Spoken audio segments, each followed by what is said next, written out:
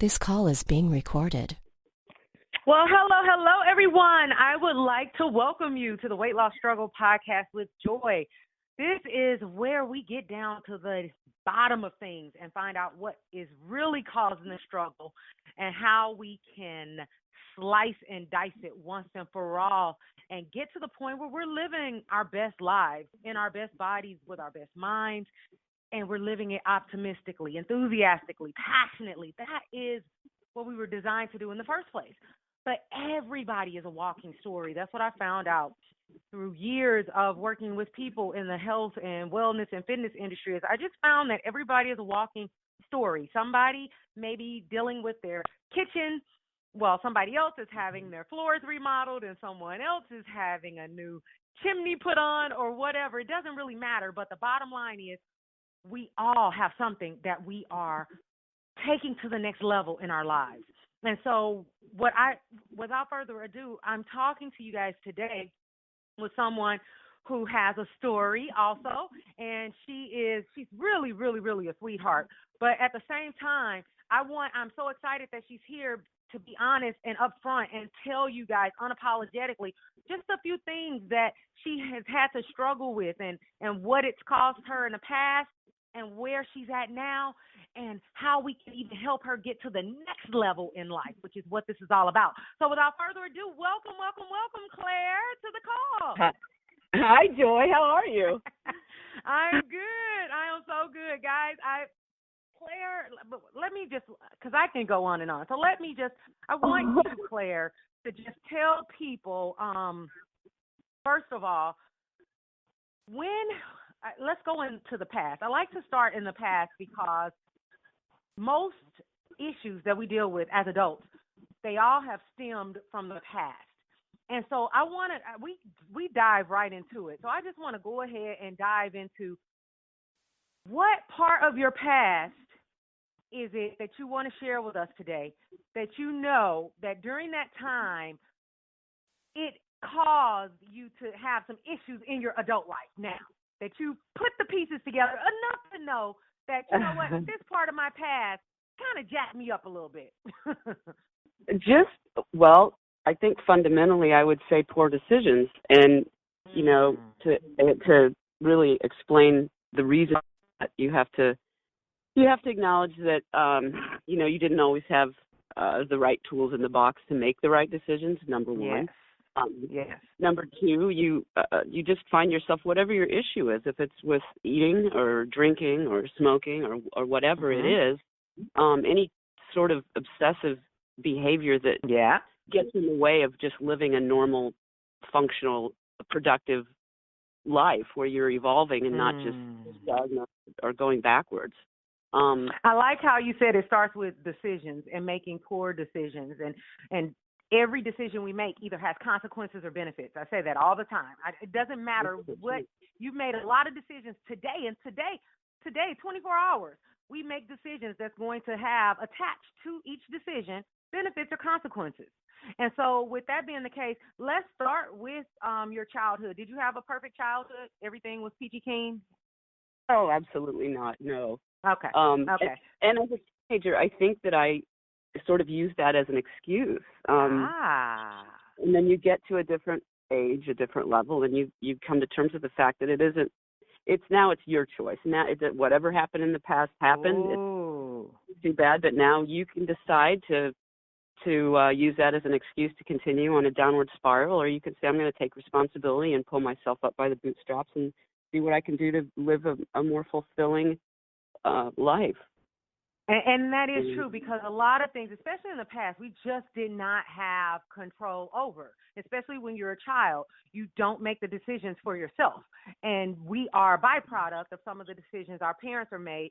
And if you're in a world, that's why I was being facetious when I said, did you have a perfect childhood? Because in most cases, most of us are like, no, I had to deal with this or I had to deal with that.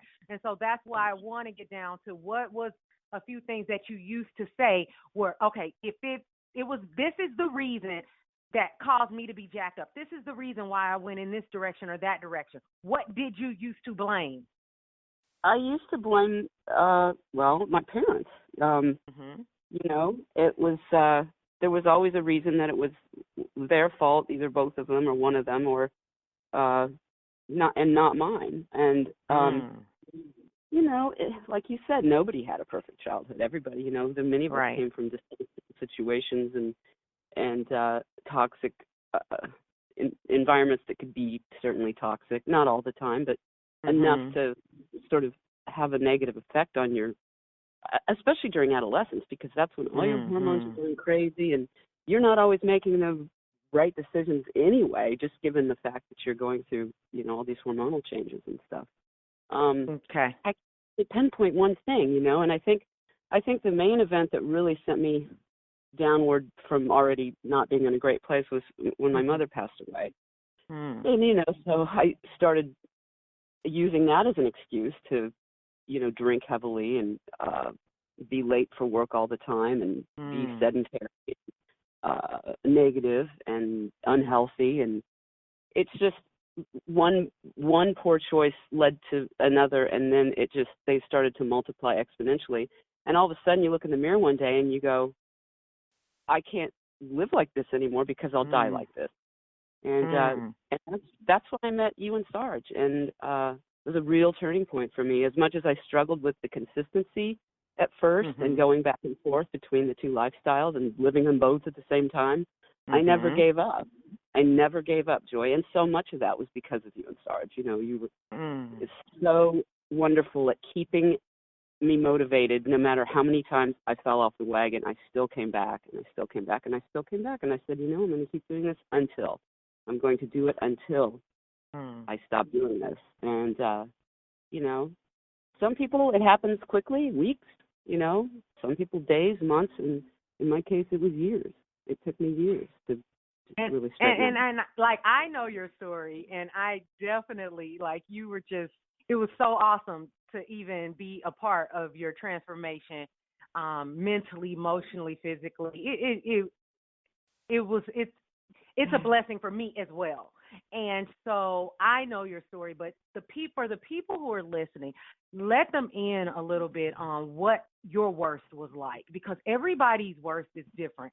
Some people, it may be more of they had an extra 100 pounds that they've gained at their worst. Some people, they had a complete drug addiction at their worst. Some people, they were in an abusive relationship at their worst. So tell people who are listening, what was life like at your worst? The worst was that, I started to lose everything that was important. You lose friends when you choose to be addicted to something, whether it's a drug or, alcohol. The only difference is it just takes longer, but it has the same consequences and it has the same end result if you don't Were you quit. addicted to alcohol or drugs? Alcohol. I was alcohol. I would get up in the morning, and I wasn't working at the time, and I would just get up and literally start drinking and not eat, That'll kill you pretty quickly if you keep it up. Get out of bed. And how old were you when this was your lifestyle? Oh, I was probably in my late 20s. Okay. Probably in my late 20s. In your late 20s, it was very common for you to wake up, get out of bed, and the first thing you grabbed was alcohol. And so was that your only drink, or that just started it off and you drank all day? Oh, yeah, that just started, and, then you drink all day. And, that you're, of course, not hungry, so you don't eat. And you just, you can kind of look back from and you can hide. It's easy to hide, because when know you'll see people or go out of your house, you can look and act like that's not what you do. I mean, people would have a hard time guessing unless, they showed up unexpectedly at your house and just literally caught you in the act. And that's another ugly thing about it is that it's so easy to hide from your friends and family that they can't see that you're on the spiral. If they don't know, they can't help you, and if you're not reaching out. So you just sort of, it's one of those things that you just have to, and it wouldn't even matter, I think, when anybody had said, if somebody says, this will kill you, you're really starting to look unhealthy, I don't think a person is going to change their mind unless it really hits them and they make that decision on their own, because it just isn't working. It can't work for you anymore. You start to lose things and you realize, I'm going to be homeless before long. I'm going to be, because now all the money's not going where it's supposed to be going. Mm-hmm. It's going to other things. And so, you lose people and you lose your job and you start to lose your health and you're depressed. Alcohol's a depressant, and you're just sad and morose all the time and not that much fun to be around. And wow. So it's a struggle like any other type of addiction. Anybody who's struggling with being addicted to anything that's to the point where, like I said before, it's interfering with a healthy, happy, and productive life. If it comes first and it's something that's so terrible for you, I think that's when the change comes for people. I hope it is. I can speak for myself, and I've known other people too, that when they look in the mirror and realize I just can't keep doing this, and I've got to do something really dramatic and drastic. I've got to make a huge lifestyle change here. Exactly. Go ahead. It gets to that point where that you've made the decision, but you don't always right away act on it. But now the decision is nagging at you, and so then, eventually you'll follow through. Now, I at least hope that's the case. And see, and I can tell, especially listening to you now, you've already started processing it through new eyes, through your new self. You've already started processing it in a different way. You've already started healing. You've already started down the path of creating your new self, the self that you knew was in you all along, but you were pushing it down, you were repressing it. And so one of the things that I like to do, and I think this is important for everyone to get down to the root cause, because if you go forward into transformation land and you never really get down to the root of what caused it, then you are in line to repeat it again at some point, or some aspect of it, or some derivative of it. So it could be something else that's unhealthy that now you've taken hold of. So I am a huge fan of getting down to the root of it once and for all. I'm not a huge fan of dwelling there. Once you unveil it, and once it surfaces, and once you understand what limiting belief you had that was part of the emotional root that helped to cause it, then I say, hey, okay, cool. Now now you can fully release it. And you don't even need to go back into that place. That's why I'm not an advocate of sitting on a couch and talking about something for 20, 30, 40 years and just singing the same old sad song over and over and over again. No, that's not healing. That's reliving the past over and over and over again. And it's like hanging on to it, like hanging on to a toxic relationship, a friend that you're not willing to give up because you know it so well, You don't want to let go of it. You know it so well, and that's your reality, and that's your truth, and you end up accepting it. Even though it's not your best, you're accepting it, and whatever you accept becomes a part of you. It becomes a part of your reality, and you will be pulled into that toxicity. And so now you feel stuck. You really feel stuck. So let's go ahead and nip this in the bud once and for all, so you don't have to go back down this path anymore. And I want to what I want you to do is just take a minute, big inhale, big exhale, just relax, make sure you're completely relaxed. And I want you to think about what it is, what happened in your past that caused you to have a limiting belief, and what that limiting belief was. And let me give you an example. A few common limiting beliefs make a simple statement. What happens is something traumatic. How old were you when your mom passed away? I was 26, 27. 26, 27, okay? And as you mentioned, there were other things that happened before then that continue to cause you to be in a downward spiral as well. But I want you to just take a time and think about something that happened to you that made you make a statement about life. Because you were younger, you didn't have all the answers, you didn't have information, you didn't have the knowledge and wisdom that you have today. And so based on the information you had at that time, you made some type of statement. And common limiting belief statements are things such as, love does not last. I don't deserve it. I am not good enough. I think what you just said was probably the main thing. I think the underlying belief was this not feeling good enough or feeling unlovable, and those were big things. That's a huge thing. So when you know that those were your top limiting statements, that I am not good enough and I am not lovable, then what do? You actually self-abuse. There you go. You take that baton and you continue to do the damage that you feel like is supposed to be done anyway. You continue to self-torture and it gets worse and worse and worse. But that's your reality. You're used to it, like you just said. You're used to it. You don't know anything different, and you don't even think you deserve anything different if you see anything different.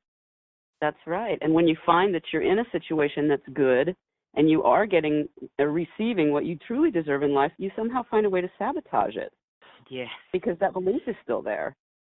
Yes, that belief is still there. So now that you know those two main limiting beliefs, the biggest thing that you have to do right now, and it's imperative that you do this, and if you are listening and you have these two limiting beliefs resonate with you and you feel like that you have those same limiting beliefs, then I highly recommend you do this too. It's very, very simple.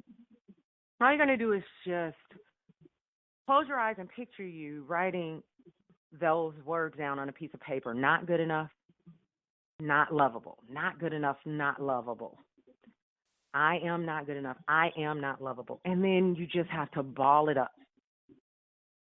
And as you ball it up, you have to, step numero uno, this is so important, you have to forgive yourself, and you have to forgive everybody involved in making you feel that way, whether it was intentional or unintentional, whether they apologized or didn't apologize, whether they're still alive or not. It does not matter. You are.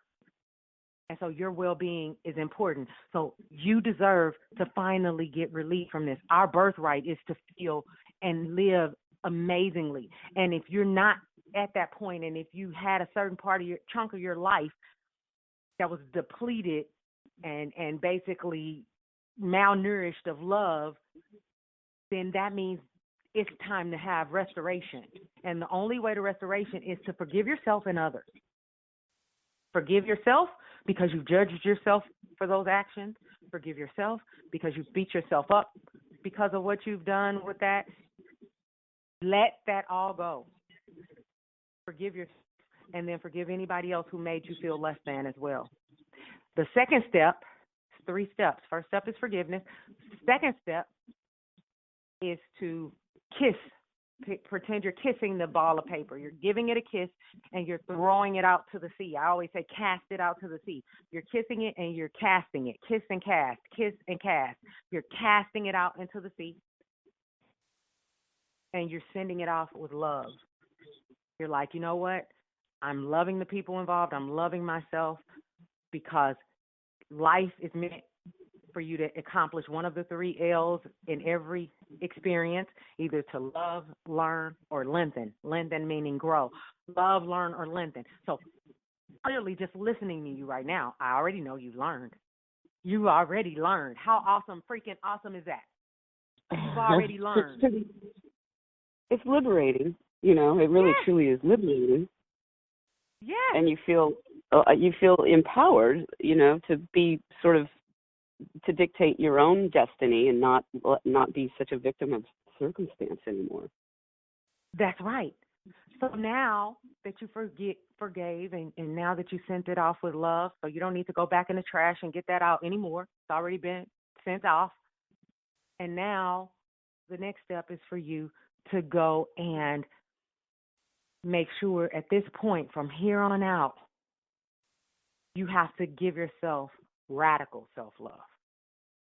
Radical self-love. Notice I said the word radical, because you were freaking radical when you were waking up in the morning to get your drink and drinking all throughout the day, and it's costing you money and it's costing you friendships and that was radical.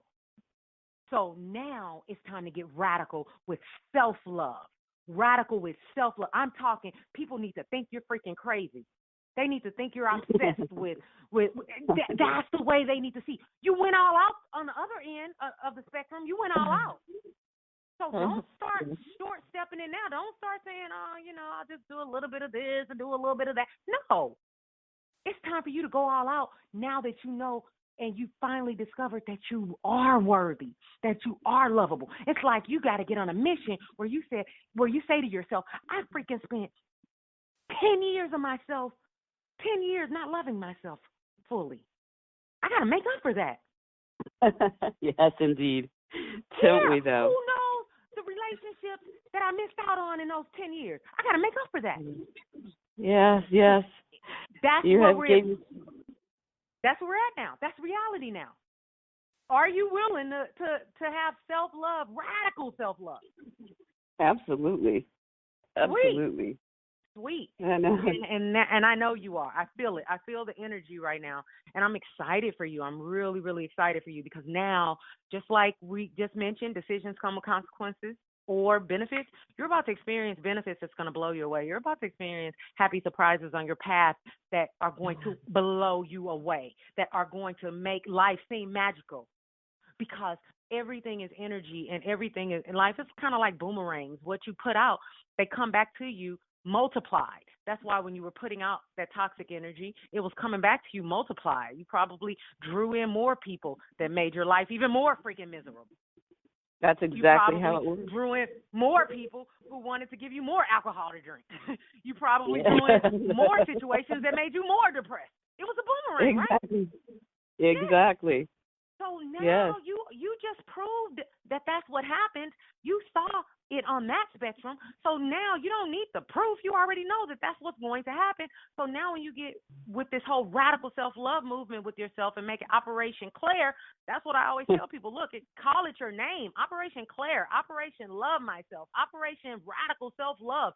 And this is your time. You deserve it. There's no time like the present. The past is gone. The future doesn't exist. So that means you only can do it now. That's it. You only can do it now. So you've already started. You've already started. That's what they need. Yes. Now you do care about your health.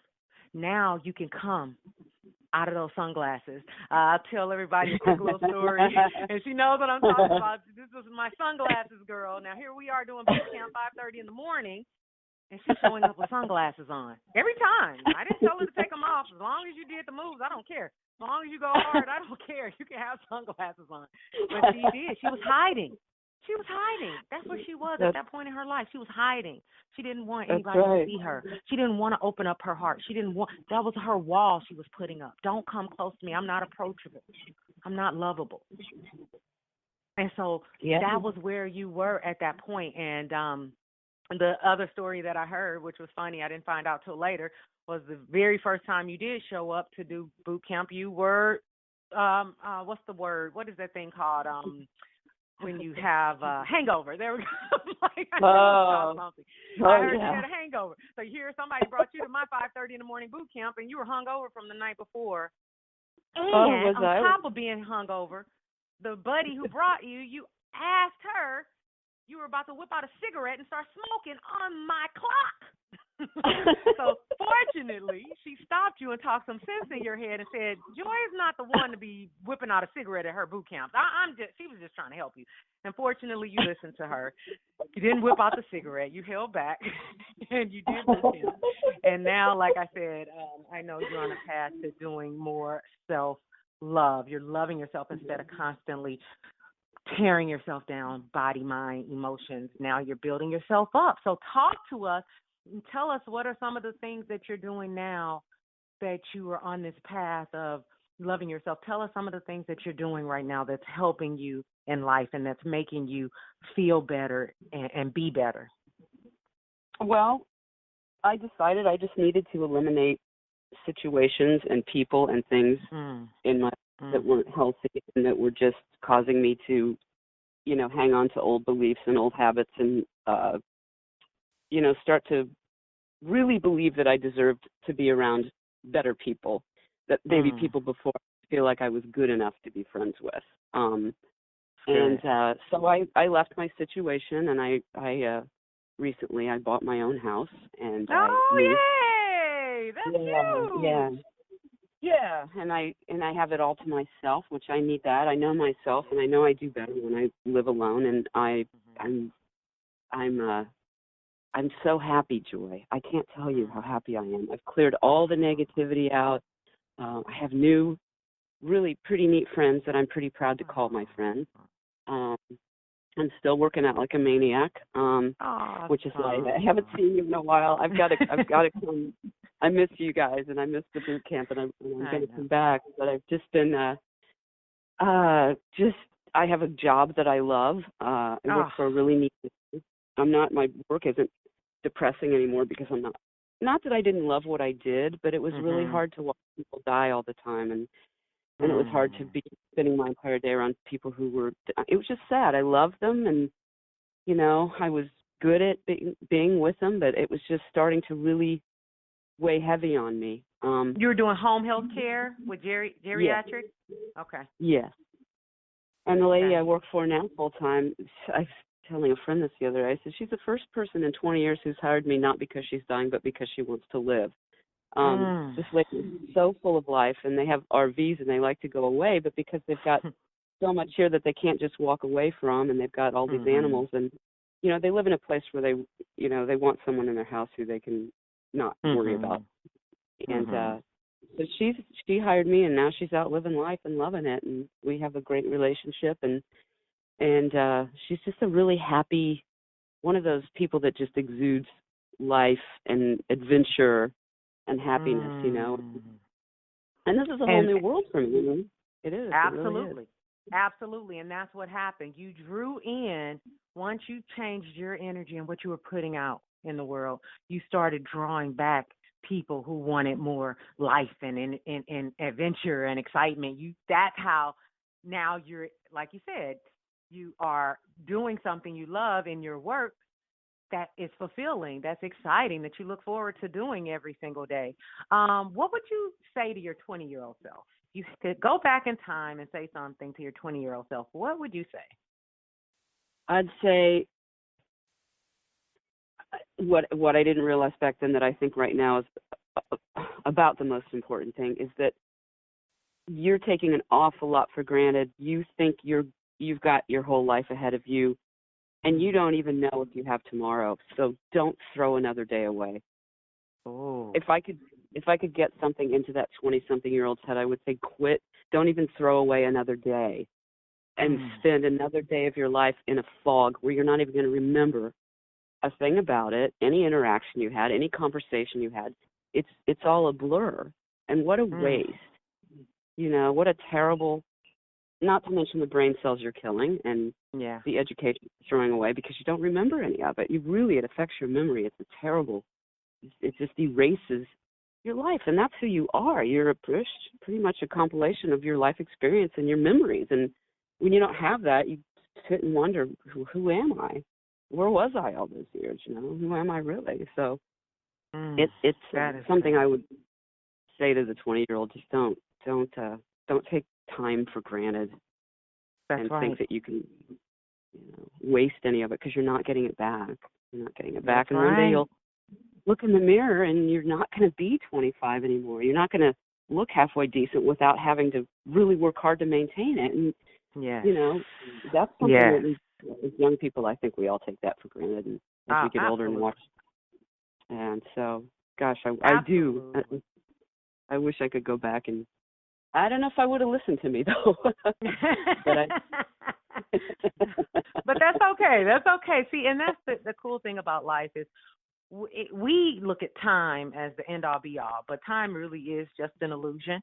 It really, truly is just an illusion because all we have is right now, and so we can magnify what we have right now, and it can feel like forever. It's almost like when you're caught in doing something that you really love, and time, you have no recollection of time. You have no knowledge of time. It just flows, and you just feel like there's no time and space, which is how it is in the fourth dimensional realm. But right now here on Earth, we're in the third dimension, and there is a such thing as time and space. But when you're doing things that you love, when you are making sure that you are doing self-love therapy throughout the day for yourself, then you will notice that instead of you waking up saying, man, where did the time go? Time will actually feel as if it has expanded. And so that actually is one of the tips that I want to leave you with. I want to encourage you to make sure that throughout your day, it's almost like you hear people, we've been conditioned that, okay, if you go on a retreat, it's this event and you leave and you prepare and it's months away and then you go and you spend 3 days and it feels amazing, and then you come back and it's quote unquote you're back to the real world. So with you being on this radical self-love journey, what I highly recommend you do is it has to be sprinkled throughout your day. It has to be something that just like everything you did throughout your day for the most part in the past tore you down, now everything has to build you up. Everything has to build you up at this point. So it could be, okay, you wake up and you're drinking your green smoothie. Okay, great. That's self-love. That's an act of self-love. It's building you up. Now you just did your workout. That's an act of self-love. It's just building you up. Now you went and you did a work that you enjoy and you love. That's an act of self-love. If you go to a job and you don't like it or you hate it or it's stressful, it tears you down. Everything has to build you up. So if you have a lot of things in your life, people, situations, jobs, whatever, that is constantly tearing you down, you have to start sprinkling in the stuff that's going to build you up, because now you will start to live life. Most people are walking zombies. They are not living life. They are just going through life. They are just going through one circumstance after the next. They are not just living life on their terms. They're not living life from the heart and living life from a place of just complete fulfillment and joy and happiness. And so it should not be an event. If anything on the outside of you has to make you happy, then that is called circumstantial happiness. That means you only can be happy if something on the outside of you happens first. Whereas when you are doing these acts of self-love throughout the day, you are creating your own happiness. You're not waiting for a person to say it or do it for you. And that's the beauty of that, is that if it's coming from you and not a circumstance or another person, nobody can take it away from you. That's right. That's right. You know, it's yours. Like now you're getting it. It's like, that is you are in control. And think about it, though. Isn't it interesting how when your life was turned upside down and you were at the bottom of that downward spiral, isn't it interesting that at that time you thought that you were a victim of circumstances, that it was out of your control, that there was really nothing you could do? Didn't you think that? That's right. You did. You believe it, too. You honestly believe that it's just my luck. It's just me. I don't know why. I can't explain it. I can't do anything about it. And you feel like a helpless victim. And once you realize your truth and you discover it and you claim it and you start taking control, then you will see that you are the writer, the director, the producer of your life. You are the main character. All of it. And the world becomes a much more glorious place to live in. It becomes larger. It becomes not a scary thing anymore. It becomes something to be a part of, you know, and it's a miracle that we're even here in the first place, and to realize that every day, and to realize that you have control over everything that happens to you by your belief system, by what you tell yourself every day, by your fundamental personal truth. You aren't a victim of anybody or anything or any place at all. And that's like the feeling of that gives you of being set free, of feeling imprisoned for so long. I'm not a poet. I don't have a word to describe how wonderful a feeling that is and how life-changing it is for people. But it's a journey, you know, and you're still going to have bad days, and you're going to have days where you're feeling a little down or things didn't go so well, and that, you know, that evil voice creeps back in and takes the opportunity to try to, you know, take up residence in your mind again. But you just have to remind yourself that that's what's going on, and you have to just tell it to go back to where it came from, and you're not listening to it anymore. Absolutely. And I know that you mentioned earlier that Sarge and I were helped you at one of your lowest points and just kind of helped you to turn things around mentally, physically, and emotionally. But what else was there that just really helped you to continue on the right path during that time? I know you love animals. Do you feel that it was the animals? Like, what do you feel that just really helped you to just keep your head above water during the time that really you were drowning? Well, I don't know if this might sound crazy, but it was really a voice that was coming from I couldn't really pinpoint if it was coming from within my soul or from out in the cosmos, and I think really they're one and the same. So that it was coming from both because I believe that it's the same. It comes from the same place. It's maybe people that have gone before us. It's maybe God. It's maybe all of them, you know, our guardian angels. But it's an inner voice that was, usually it whispers to people, you know, it's that whisper. It's like your conscience, you know. But it was screaming at me, Joy. It wasn't whispering. It was practically standing in front of me, screaming at me.